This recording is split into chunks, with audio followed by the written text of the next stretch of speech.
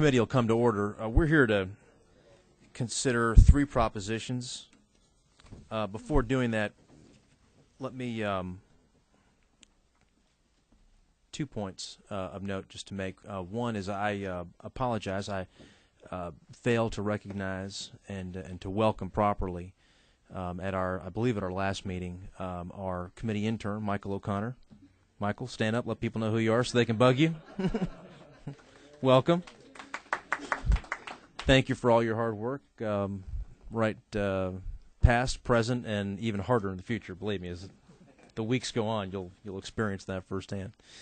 One administrative note: Chairman Knox and I met earlier today, and he petitioned the chair for a parole from his role as chair of the subcommittee of Crimes Against Persons, Property, and Public Administration.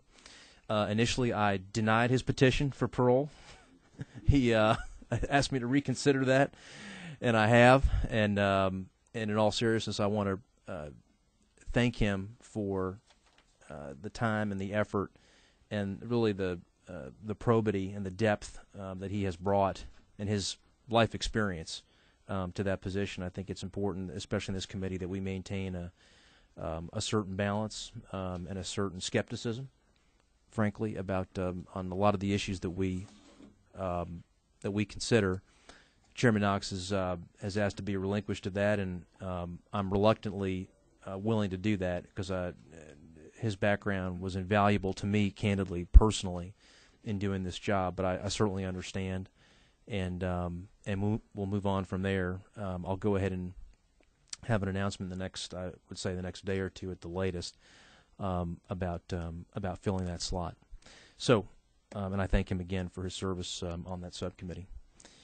With that, let's move right to it. Let's get to House Bill 859. Before I even do that, let me recognize our Superior Court Judge of the Week, Judge Billy Ray from the Gwinnett Circuit, is here, safely against the wall, behind the big column right there, obviously experienced with the committee. Judge, we welcome you. Let me call House Bill 859. That's a bill that I have sponsored along with Representative Setzler. I know that Judge David Darden of the Cobb Circuit is here, and he'll be speaking to that bill along with Representative Setzler. Representative Setzler, fire away.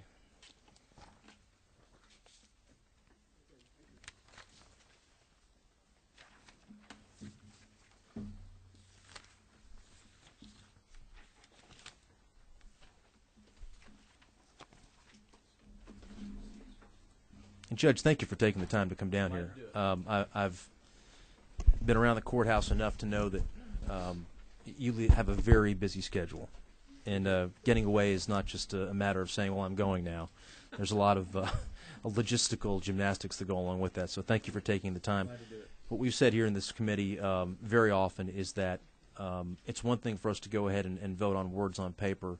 We are constantly looking for the input of they who implement these laws and experience them on a day-to-day basis. And sometimes there's a disconnect, an unintentional disconnect between what passes and then what actually happens in the real world. So when we get that perspective from people like you, from people like Judge Ray, whoever might be here, prosecutors, defense lawyers, it benefits us. So thank you in advance for taking the time. We look forward to your comments. Representative Setzler. Thank you, Mr. Chairman. Dear friends on the committee, bring before you today House Bill 859, which is a relatively simple proposition. I know that's something we hear in this committee frequently, and I look forward to some discussion. I've had some of you already address me on some concerns, and I'd like to certainly hope we have the chance to address those exhaustively today.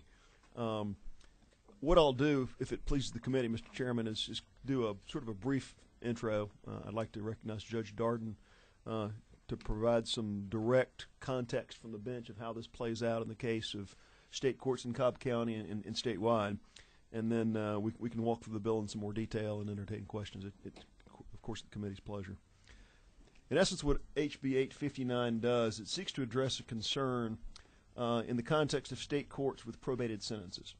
If you look at misdemeanor cases where the courts have jurisdiction over no more than 12 months, typically, of a sentence, in many cases, much of that time is probated.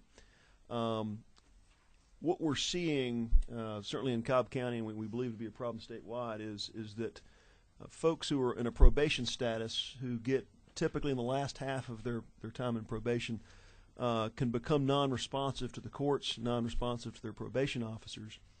And unless the process of tolling occurs, which is in essence stopping the clock on that 12 months, if their clock runs out and their 12 months passes, then the court's jurisdiction over that individual relinquishes, and there's really no means for the court to make them do good time of probation, be that community service, be that meeting with a probation officer, be that responding to court orders to appear. If the time ticks away without being able to toll the sentence or to toll the probation, then that person's ability to be touched by the court stops at that 12-month period. And again, it deals with the concept of tolling probated sentences. What we've got in Georgia, as is addressed by HB 859, is there's a requirement to demonstrate abscondment, that the probation officer has to sign an affidavit saying that the individual has absconded.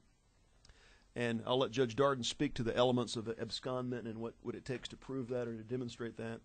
But that's a pretty high bar to clear, to demonstrate by a probation officer or by agents of the court that someone's actually absconded. When they go out to serve a warrant, for example, the girlfriend might say, "Oh, well, he's not here, he's at work," and there could be this chain of excuses that lead folks to believe the individual's not absconded, but still not being responsive to the court. So what this allows is that affidavit to not have to demonstrate abscondment, but simply provide facts that the individual's is not been responsive to the orders of the court, not been fulfilling the obligations provided by the judge, not been responsive to the directives of the probation officer, and allows that probation time to be tolled, so that if it takes 3 months to get the person back into compliance, then the 3 months can be added on to that 12-month period of probation, so that 12 months of good time in this context can actually be served. That's the proposition from a layman. I'll let Judge Darden speak in some more detail to that, and then we can entertain some questions. So in a nutshell, I mean, you've got a situation where somebody doesn't appear unless you can go ahead and show that they